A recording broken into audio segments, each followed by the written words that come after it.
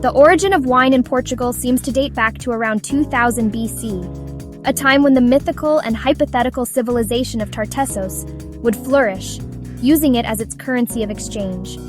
Wine, produced from vineyards planted in the Tagus and Sado valleys, served as a form of currency, fostering the cultivation of vines and making it an important commodity in the culture and lives of peoples. This practice continued during the successive occupations of what is now Portugal by the Phoenicians, Greeks, and Celts. In the 2nd century BC, the Romanization of the peninsula led to the consolidation of wine production in Portugal, as the development of Rome caused consumption to skyrocket and demanded ever greater production, which the local vineyards were unable to meet. It was therefore up to the colonies to meet demand and ensure that wine flowed abundantly throughout the Roman Empire. Between the 8th and 12th centuries, a period marked by Arab influence and a culture that strictly forbade the consumption of fermented beverages, the cultivation of vines and the production of wine continued, curiously benefiting from the benevolent and protective spirit with which the Arabs who occupied the region viewed farmers.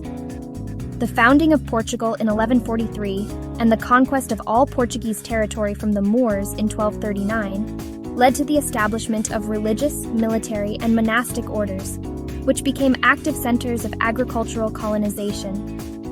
The important role played by wine in religious ceremonies encouraged the cultivation of vines, and wine became a natural part of medieval man's diet. Slowly, Portugal's wines gained notoriety, and in the second half of the 14th century, wine production experienced a phase of great development and export. In the 15th century, we entered the period known as the Discoveries.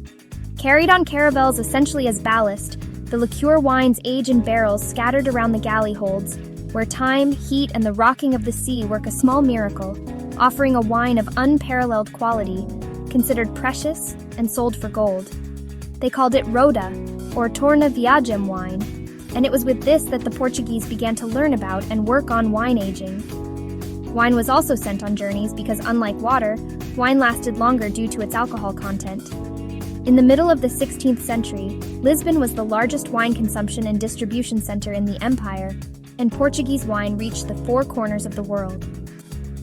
In the 17th century, a series of works allow us to understand the historical course of the Portuguese wine-growing areas, the prestige of their wines, and the importance of consumption and the volume of exports. In 1703, with the agreement to regulate trade between Portugal and England, established in the Treaty of Methuen, the export of Portuguese wine experienced a new phase of expansion.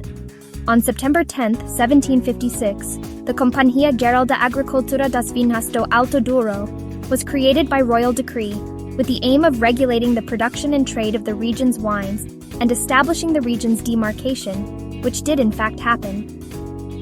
The 19th century marked a dark period for viticulture in Portugal. Initially caused by the devastation caused by the powdery mildew disease, followed by the phylloxera plague, which first appeared in the Douro region in 1856 and quickly spread throughout the country, devastating most of the wine-growing regions. Once this threat had been overcome, Portuguese wine production began to recover, and Portuguese wines returned to the limelight at the Great London Exhibition of 1874. At the beginning of the 20th century, the process of officially regulating various other Portuguese designations of origin began. Madeira, Moscatel de Setúbal, Carcavelos, Dão, Colares, and Vinho Verde will join port and table wines from the Douro. Later in 1933, during the dictatorship, the Federação dos Vinicultores do Centro e Sul de Portugal was created, whose main role was to help regulate the market.